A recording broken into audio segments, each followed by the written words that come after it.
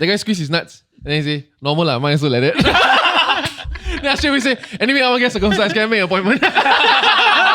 Do you also have no boobs? This is your daily ketchup.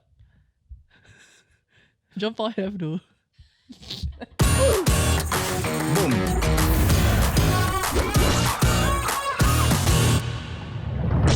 So today's episode is proudly sponsored by FWD Singapore. FWD wants you to know that critical illness insurance can be affordable and simple, and it starts with ensuring that you're truly covered for what you need and what best fits you. So today we have Phylaine here with us.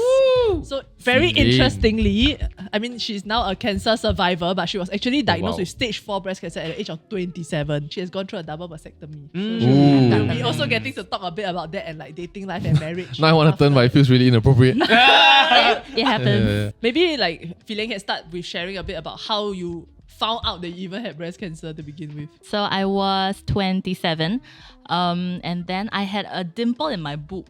So a lot of people, they look out for, like lumps because, this is what we know, right? Like, oh, if you have lumps, you get it checked. So I didn't feel lumps, but then I had a dimple. So like, it was like literally... Yeah. It was really a dimple. So I went to get it checked, like very slowly. I went to polyclinic, get a referral. Then I went to, some hospitals. Then I did some check. Then the ultrasound, the radiologist, right? So she was still scanning. Then, when you are very kanchong, then you're a bit chatty. So I was still trying to chat with her. But then her face, she was like, then her face was like...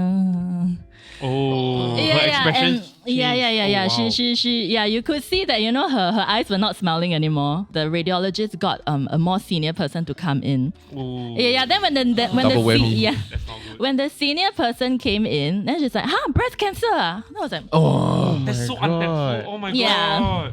yeah. So healthcare people, learn. She can say this because she works in healthcare. Yeah. Okay. So now I'm in healthcare, but like it scared the shits out of me. So eventually it took a junior doctor to come in here and say like, Miss To, we had some abnormal findings in your ultrasound. At this moment we think it's cancer. Yeah, so really like a slap on your face. right. So how did you take that news? Shock lah. Were you alone? Did you go Yeah, alone? I was alone. And I planned to go out after that. Like I was just going for a very regular scan, to look at that dimple in my boob, which I didn't think was anything because it's not a lump ma. It Yeah. didn't hurt or anything. There's no feeling. No. So when they have those internet things, they teach you how to self-check. You press is nothing. Yeah, nothing. Actually, I never really pressed also lah. You got pressed not? No, I never tried before actually. Yeah. No, but Y'all got pressed for people not? God. Never. So I think must try one. Yeah. Must try one. This sort of thing. What made you go and check a dimple on your boob? Because it's weird lor. Your chest got a depression, you won't go and see. You wanna hear? I think it might take me a while before I go and see a doctor. Did you just ask whether we want to see your boob? No. I usually ask if they want to touch it, but later. No, implant. Maybe Okay, later. okay. Not that kind of show. No. Yeah, no, not that kind of shit. Okay. Also, So Dan's not not- very relevant in my stage of life now. My husband watching. Hello. So this whole cancer thing, yes, is very medical, but it was a very lived experience for me. So in the sense of like, how did I know something was not right with my body? Right. Actually, I think that, okay, I'm not speaking from the professional healthcare point of view, okay? This is a personal experience. I think my body knew something was not right because, so I had a lot of tumors here. And then As in you always knew? No. that you had? So I didn't know I've got tumors here, Right. but I think for two or 3 months before I had my diagnosis, I kept feeling that I got BO here. So that I kept asking. Sorry, side only? Yeah, here, literally here. And then, sorry, I made my ex-colleagues smell me. I'm like, smell me! And then they're like, no, you really don't have. But the thing is, I could smell it. Yeah, and then when the scan came out and it showed like I had a cluster of tumors here, I was like, the smelly thing. So I think Interesting. my body knew. You kind of smell me also. Maybe you have this Oh my talent. god, Diana keeps You know asking how me this certain question dogs- recently. Oh my god. No, don't think too much. Don't think too much. No, but But go get What does checked. it- What did it smell like? BO no, but it wasn't like BO. It was just like weird smell, like Yeah, something foreign. not right. Yeah. Okay. yeah. Like it doesn't smell like yourself lah. Something is just. Do you know they off lah. train dogs to smell Yes, cancer? yes. So there's actually articles like that where like people, the dogs like kept sniffing like certain parts of their owners lah. Yeah. Yeah, and then turns out they had cancer there. Love dogs. Anyway. This is on a small scale, but I know when I'm about to get fever, like my fart right the day before right is a different smell. It's 100% correct. Like when that comes out and I go, oh shit, I'm gonna get fever. No, but it's so fortunate that like it didn't have all those usual markers and yet you still got checked. Yeah. And I was doing Muay Thai weekly. I was not losing a lot of weight. I was eating. I like food. I was just a regular person. I had a full-time job. So yeah, there were really no signs. I did not see that coming. Sorry, do you immediately know it was stage 4? No. Okay. So timeline, right? I had my ultrasound. It came out weird. And then, yes, after you get out of the hospital, somebody big will call you and be like, we need to call you back in for like this thing called the core needle biopsy. Yeah, so this is the one where they actually like gap out a tumor, a part of your tumor, and then they get it checked and then they confirm like what kind of cancer is it, whether it's cancerous or not, After that I told my parents. Because I don't know how to tell them. So like on that day itself when you found out, did you tell anyone after that? I told my friend because I was supposed to meet him for dinner or lunch after that lah. I just said like, I think I have cancer. Yeah. So that was the first time I actually. To answer, Yeah, My friend someone told me said stuff. that to me. Yeah, and it's not. I mean, we were quite close friends lah. But like at 27, I don't think anybody knows how to support their friends through all this. Like it's not something expected ma. Were you dating at that point in time? At that time, I was in between relationships. Right. Yeah. Terrible time then. But what was like your biggest concern? I mean, apart, like were you afraid of dying at that point? Actually, not really because it hasn't hit you yet ma. I think the first real thought, that I had was I don't have a substantial amount of savings and, this is going to cost a lot of money. I don't have money. My family is not well off. We are not going to have money to, get this because we don't know what the treatments are. It's probably going to cost a lot. So then what was life like after that? Because after you find out already, right? Then now are you constantly going to the doctor every week? Is that you immediately start treatment? What happens? So once you get diagnosed with cancer, right, your whole life turns around because your treatment has to start very quickly, like almost immediately. You need to learn like what are the medical conditions, what condition you have, then what are your chances. Then they will ask you what kind of treatment you want and then give you a lot of information, which is good lah. Yeah, but there's a lot of decision making. And out of all of this, there is also the part where you really need to call your insurance agent. I got cancer. Like what? Hopefully that guy's still on the job. No, yeah. So yeah. How can you become ID or what? Then like, I think actually I didn't have a very good experience with my own insurance agent. Won't name drop, but eventually I did my own claims myself. Yeah, well, sick and bald, and I was still doing my claims. Right. Soft plug Yeah. or FWD, which doesn't use agents but have a very simple claim process that you can do yourself online. That's not soft. Hey, tell me Sorry, more. it Tell was- me more. Actually, genuinely want to know. So I was 27. My type of cancer was, they call it the triple negative breast cancer. Oh, this sounds bad. Yeah. Like it's already negative, right? It's like triple negative. So apparently It's it still just negative. Yeah, it just means that it's not responsive to any other treatments except for chemo. Yeah, so if it didn't work for me, I think. Oh, you mean there are treatments outside of chemo? Yeah, so there's people with different types of breast cancers, Right. and some of them they can go through like different hormonal therapy and all that, which is lifelong lah. Right. Yeah. But they will tell you lah. So sometimes when I tell people, I had cancer before, or when I was having cancer, people see me very cancery. Then they're like, oh, my uncle also got cancer. Then I'm like. Not the same. Yeah. Yeah, like I'm Trying to wearing be shoes. Hey, relatable, my lah. mother also wears shoes. Yeah. Yeah. And then they usually complete with, oh, but he died already. Oh my god! Hey, really, people still say that nowadays. Like until now, if I tell people, oh, I'm a cancer survivor, they will be like, oh, I have a relative or like somebody I knew who like had this. Oh, they died already. It's true. Actually, unfortunately, Well, there's I'm still a lot sorry of to people hear like that. My grandma. Then now you feel bad to like talk about surviving because like you cannot go on your story already. Wait, so in the end, how do you pay for the all the Yeah. treatments? Okay, so in the end, I called up the insurance people. I found out, I figured out what I had. Yeah, so then mid claims law. Was there any doubt? That you Yes. Okay, so the interesting thing is, So in my first job, I was doing stuff quite similar to this lah.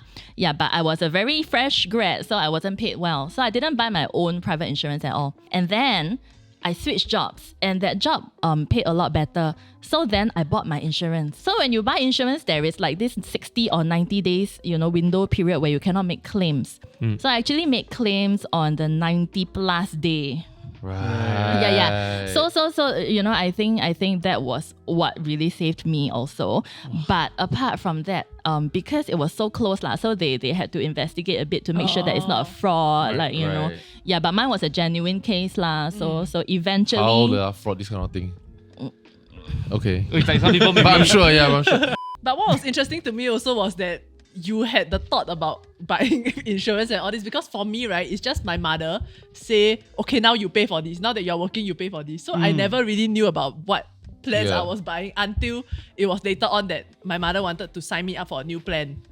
Then I had to go and speak to the agent about it. And then that's when I started thinking, oh my God, am I buying like overlapping insurance and blah, blah, blah. And then that's when I started getting Which concerned. is what insurers these days are doing. The new thing is trying to help you detect your overlapping insurance. Yeah. I remember last time when I was younger, I read a Reader's Digest thing. And then it says that if your testicle is one bigger than the other, you might have risk of testicular cancer. So I panicked. I went to polyclinic like you. Then I waited very long. I remember it was like 2-3 hours away for my turn, right? Back then lah. And then the doctor went in. I just put on my pants, which was a very big thing for me because he didn't ask you yet. in NS I shower with my Speedos, right? And the guy... Okay, everybody, now is your chance. Please like, share, and subscribe to support us, and turn on your notification bell so you know when all this good news is coming out. Back to the episode. The guy squeezed his nuts. And then he say, normal lah, mine also like that. I go. Then I straight away say, anyway, I want to get circumcised. Can I make an appointment? That's how it all went down. So I knew exactly how old I was 18. So I think that young people do have a certain sense of okay, this is my health. I need to take care of it. I roughly know I need to get certain things. I don't know what they're for. If you don't have insurance yet, this is a personal opinion lah. Really get covered, because you don't know when it's gonna hit. And remember that 60 or 90 days window. Yeah. Like this So was the sooner you do it, the better lah. So yes, never too late. Especially when you got no medical records, that's the best time to buy. How long did you have to undergo chemo for? Yeah, I did chemo for about 7 to 8 months. How's it like? Can you describe the process? Can. So once again, different cancer, different chemo. So mine apparently was quite aggressive chemo. So I did 4 jabs. So it's actually just infusion. So they will do the plug for you, right? The IV drip thingy. Yeah lah. So it's just multiple plugs, and then it's hooked up to different bags of stuff. And then the chemo drugs are quite cool because they are all radioactive or something. Cool. I don't know lah. Yeah, but it needs to be covered with the purple bags. Oh. Then they need to. Then when the nurses take it out, you know that this is the chemo drug. Right. Yeah. So then when it comes in, actually you can sense it because your taste bud will change. It will taste a bit metallic. So they call it the red devil, one of the medications. One of the chemo. Bloody branding guy, Change all the naming. Yeah, it's literally called. It's literally red, and this is the one that actually causes most people to lose their hair. Right. Yeah. So in layman term, what I think it does is that it fights the bigger tumor masses. Right. That's why it's so aggressive. Yeah. So my fingernails fell off also. Yeah. Some did.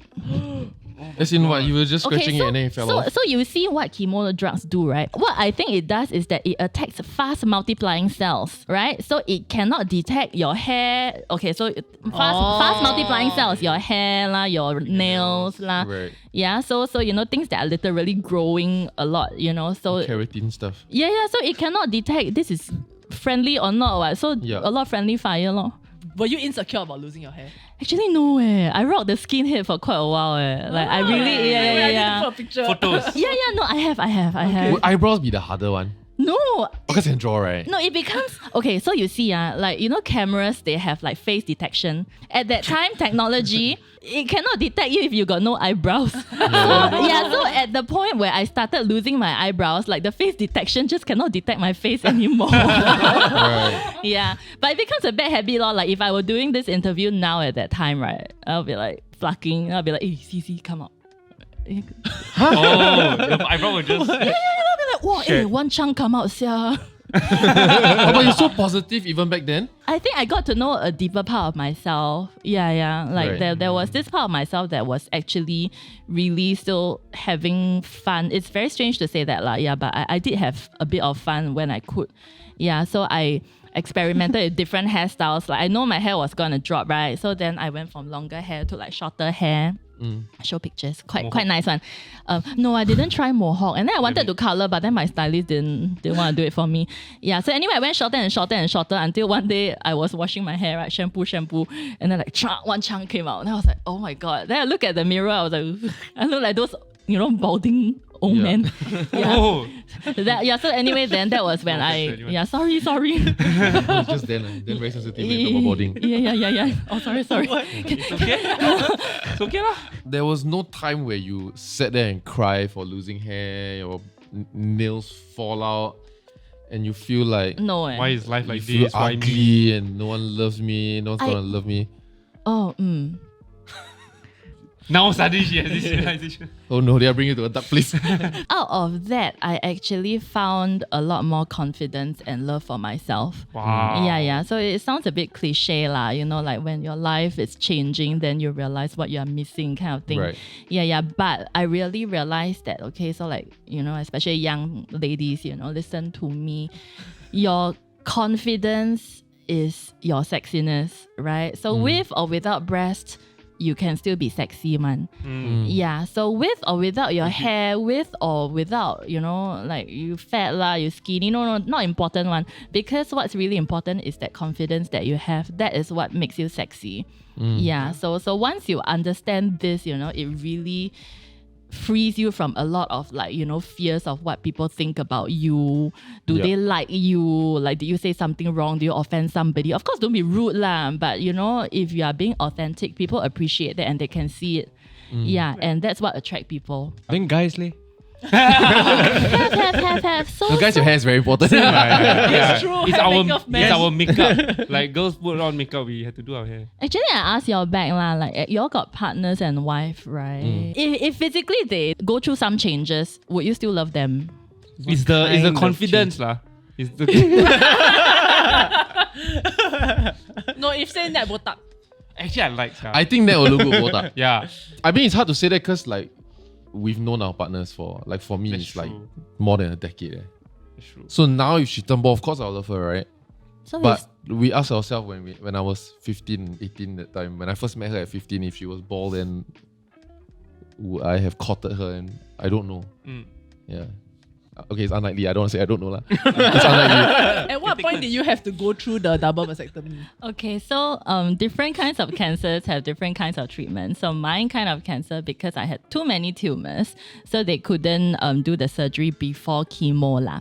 Yeah, so then mine was I had chemo first, and then I had my surgery, and then I had radiotherapy. But you knew you were going to have to remove your breast at some point. Yeah. So that would definitely come up like on the first conversation that you have with your oncologist lah, or your breast surgeon or. As a young woman, how important were your breasts to you at that point in time? Or it's like you immediately went to whatever it takes to survive? Yeah, it became survival mode lor. I think the thing that I'm really very thankful about is that I realized I was really not attached to my hair. I was not attached to my breasts. So before I did my mastectomy, actually my boobs were quite big lah. So I always had like a different kind of attention for them. So like I would play netball and then people would come and watch, not because they want to see you play ball. Hey. So what is the difference between mastectomy and breast implants or like breast augmentation, right? So there are women who do it for aesthetic Cosmetic, yeah. purposes, and then what makes it like medical and what is a mastectomy and what's the difference. So I've had friends who had breast augmentation, so they put in breast implants so that they look fuller. Yeah, so they don't remove much of your tissue, they put in the implant. So your boobs are like more like that lah. Yeah, so when you do mastectomy, so there's skin sparing and non-skin sparing, nipple sparing and non-nipple sparing. So it's very. Have you seen pictures online with like people who have like this scar on their boobs, on their chests with no nipples? I want to say yes, I've seen it. I don't know why I'm searching for it. Yeah. So essentially what the mastectomy does is that if you imagine skin sparing, that means they spare your skin. They don't actually cut out your skin and replace the skin from, another part of your body. Right. Okay? So imagine you have a bao, you remove the inner, The filling. the filling, and as thin as they can, they will carve out the bao lor. So the paper, which is your bone. Okay. Okay, then got the skin, right? So now no more filling inside, so it's like bleh, already ma. Yeah. So then they put in the implant to.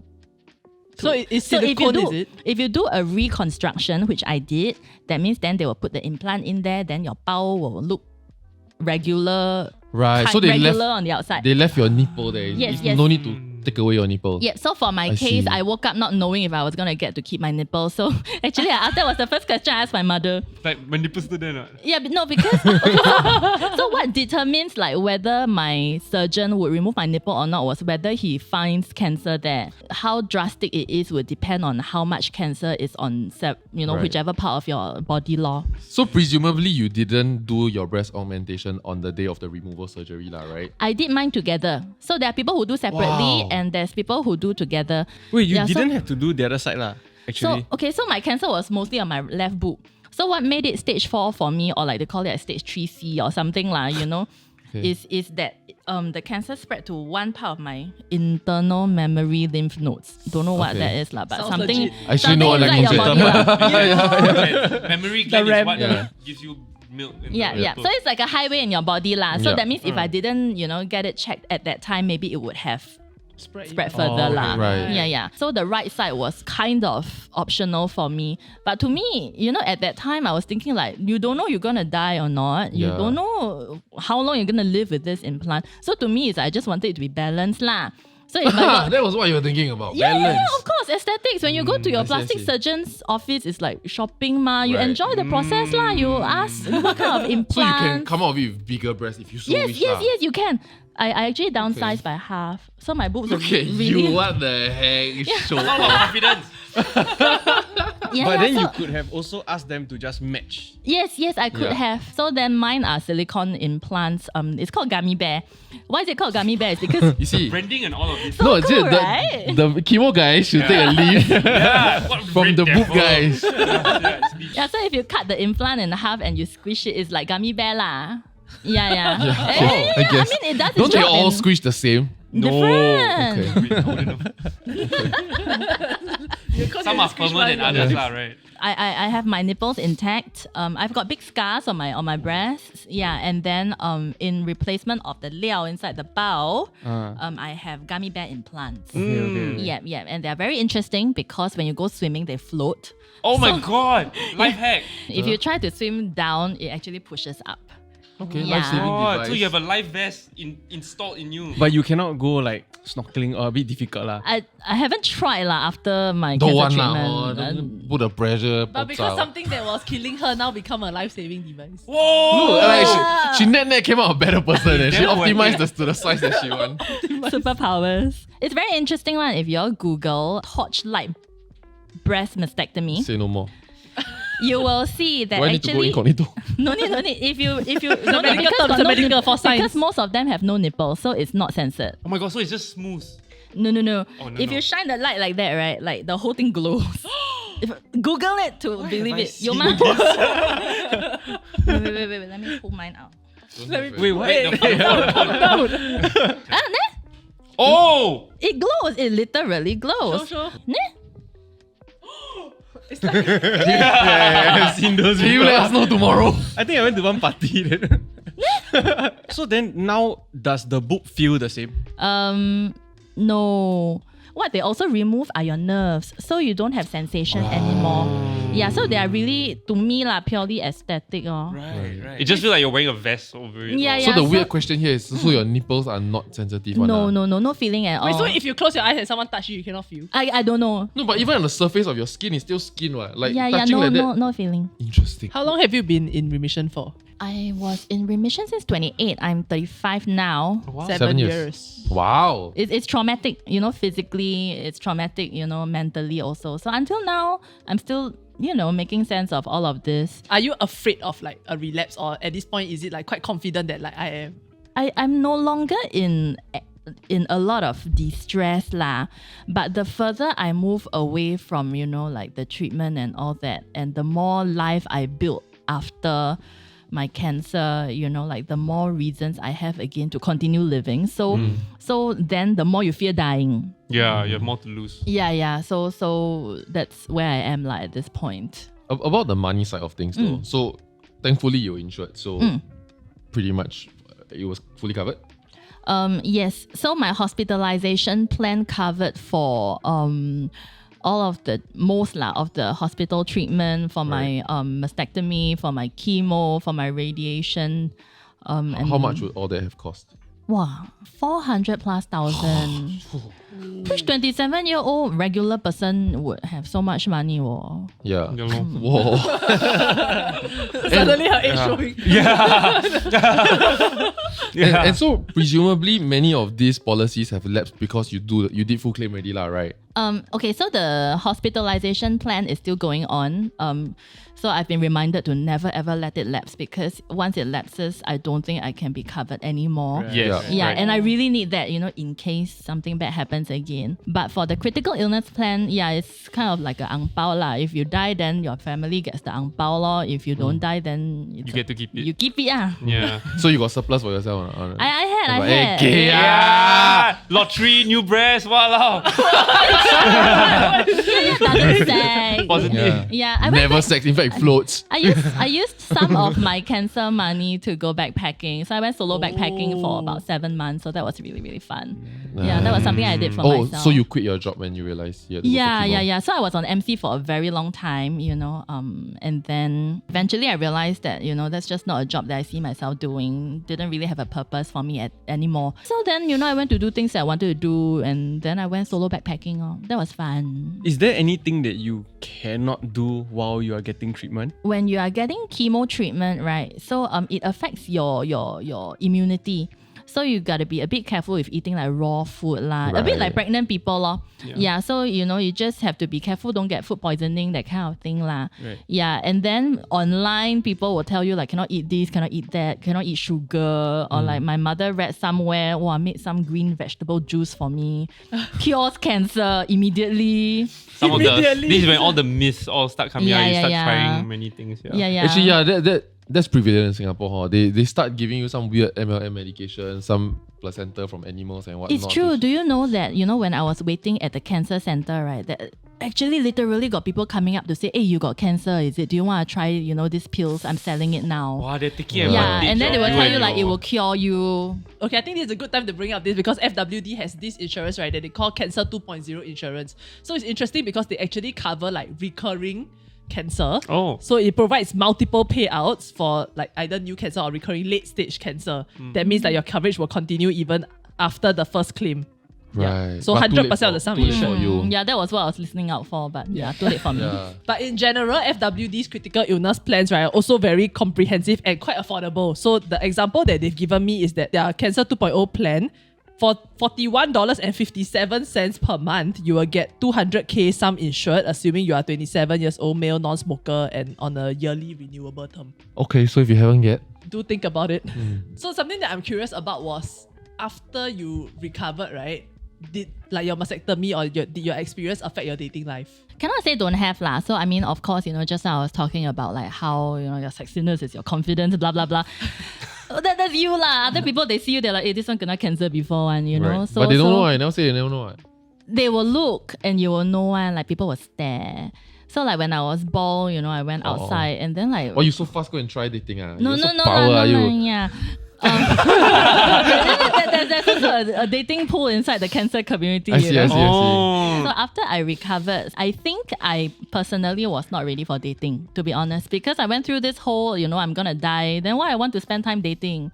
I think I went through this phase where I really pushed people away. I didn't care if people like me. I didn't care if people like what they think about me. It's not so important. I think this was the period where I was really trying to find back, myself like who am I living in this body? How do you make sense of what has happened to you? So how and when did you meet your husband? Yeah, so I was single for actually quite a few years, and then I think I met my husband about 4 years back. So 3 years after my cancer treatment. Oh. Yeah, I met him in church. So because you managed to keep your nipples, right? But I wonder if you didn't, like, because Yeah. you can just not mention anything, and he probably will not know anything is wrong until he say, for example, you are Until you get physical lah. intimate, yeah. But then for someone who has had to have them removed, right? Like, at what point do I tell my partner that? Disclaimers, right? Yeah. Like put all your cards on your Yeah. table, Yeah. right? Did you do that with your- I did, but I didn't talk about my breasts because actually my husband is a very serious man. So I don't know what he thinks about me talking about breasts and nipples Right. now. He's not gonna like this show then. He better not watch. But you will know what kind of man he is by what I told him, because the first card that I laid on the table is I cannot give birth. Wait, you cannot give birth. Because that's what people tell you, that, you know, after you go through chemo, if you didn't freeze your eggs, then, you know, chances are it's going to wreck your ovaries, which it does. Yeah, and then you cannot give birth. Yeah, so this man is a very good, stable man who wants to, you know, start a family. Like, yeah, so of course this conversation came up, you know, like, I'm like, I like you.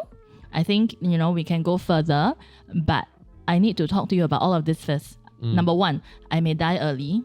Most likely cannot give birth, and I don't want children. And then, you know, I may get very sick, and then end up you have to drag along a burden lah. Wait, that's like first date conversation. No lah, not first date, but like, How many you know, dates that then? first conversation that you have when you are, So know, for you was how long already? quite long. He was a bit passive. He's slow lah. Yeah. Yeah, understand. It took a while. Like you make your mother's help that kind lah. When you gonna propose to my daughter that kind? So like, if I didn't start that conversation, I don't know whether we will actually be together now or not. You know, that kind. Yeah. But it was when Okay. y'all were going to be getting into a serious Yeah, it was relationship. getting there. Like, it was getting there. Yeah. So what then was we his had the reaction? He said that he didn't mind. Yeah. And then his answer was very cute, because I told him, what are you going to do if I die suddenly? And then he said, continue living, oh. Nice. I was like, okay, this man can. Yeah, that's not bad. Yeah. Yeah, genuinely, that's what he said. But then about the baby part, you know, he said it's okay. Something that connects us very deeply is also our faith lah. So to him, you know, he said that, you know, leave it to God. If you know, we have it, then that's good. If we don't, that's okay also, because then maybe that's not the plans that, you know, God has for us. Right. Yeah. But then I pushed it further, right? And I was like, ask your mother first. Oh, Yeah, hey, yeah. correct. It's true. Right, That's not because bad. just because you are okay doesn't mean your mother not okay, ma. I mean, your mother will be okay also, because he's the elder son and Oh. Right. yeah. But he came back again, and I was like, you go ask your mother or not? Then he said, God. Then his mother also is a believer lah. So then his mother said, it's okay. If God gives, then, you know, we will keep. If, you know, really cannot, as long as you are happy, go for it. Yeah. So What that a really, beautiful really, touched my heart a lot. But I would like you all to know that she has kids now. Yeah. So the You lead us down here. Sick! I was almost going to pour to you my story about my wife and I. Sorry. So the spoiler is, I ended up having children. I mean, ended up having one baby. Yeah, and she's so cute. And I had a normal pregnancy. I didn't save my eggs because, you know, like me being 27 at that time, I was like, who wants my cancer eggs, Yeah. right?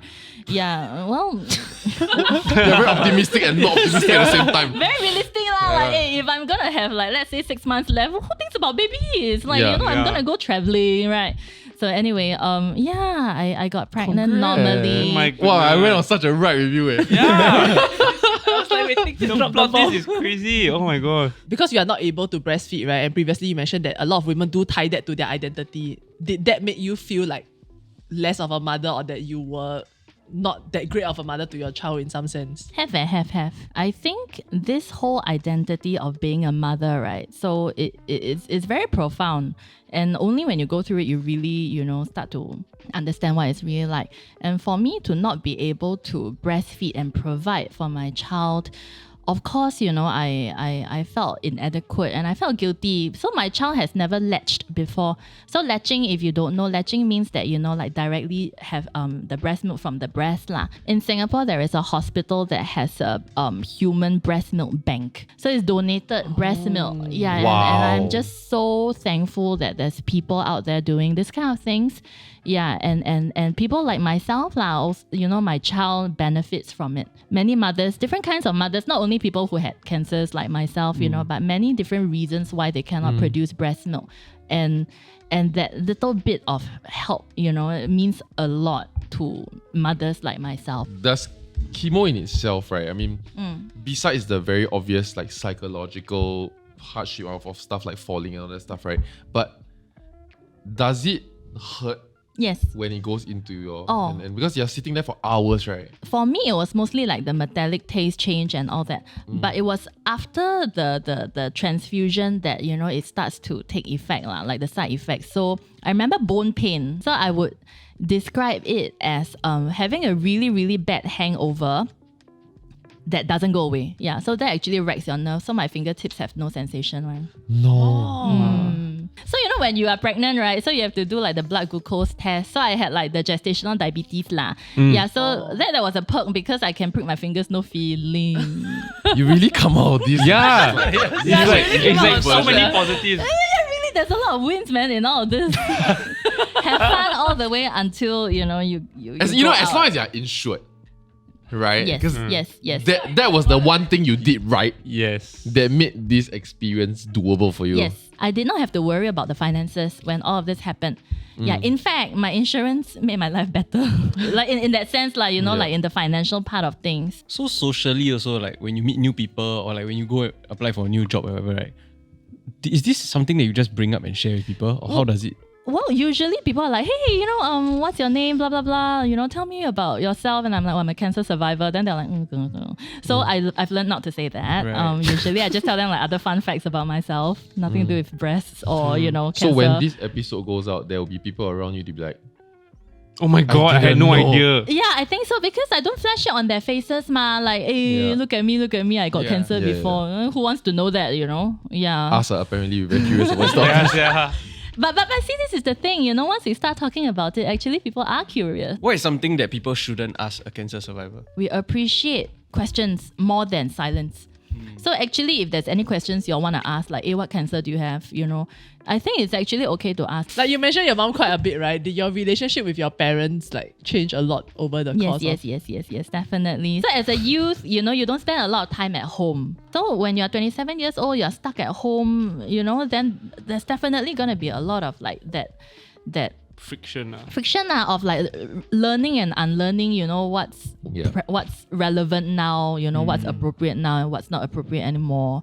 Yeah, then plus, family is in a crisis, somebody may die, so it's really just the whole family just staying afloat and moving past.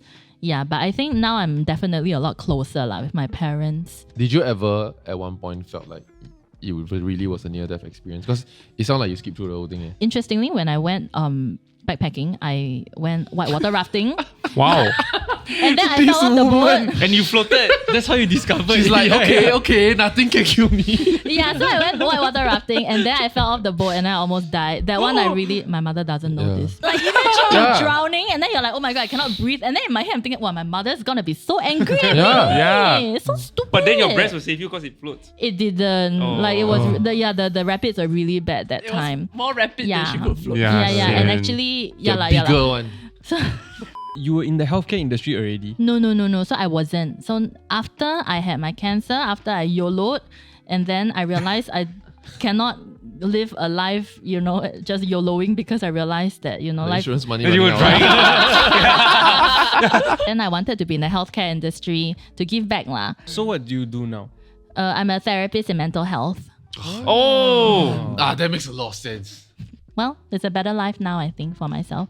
Okay, so thank you very much to FWD Singapore for sponsoring today's episode, and thank you very much, Phylaine, for joining us and being honest and candid about her experience. So we hope that today's conversation has given you more insight into the importance of critical illness insurance. And for more information on FWD's range of products, you can visit www.fwd.com.sg, which we will also link in the description down below. And surprise, they've given us a 40% off your first year premium. Insane. Wow. If you sign up using the code TDK 2023.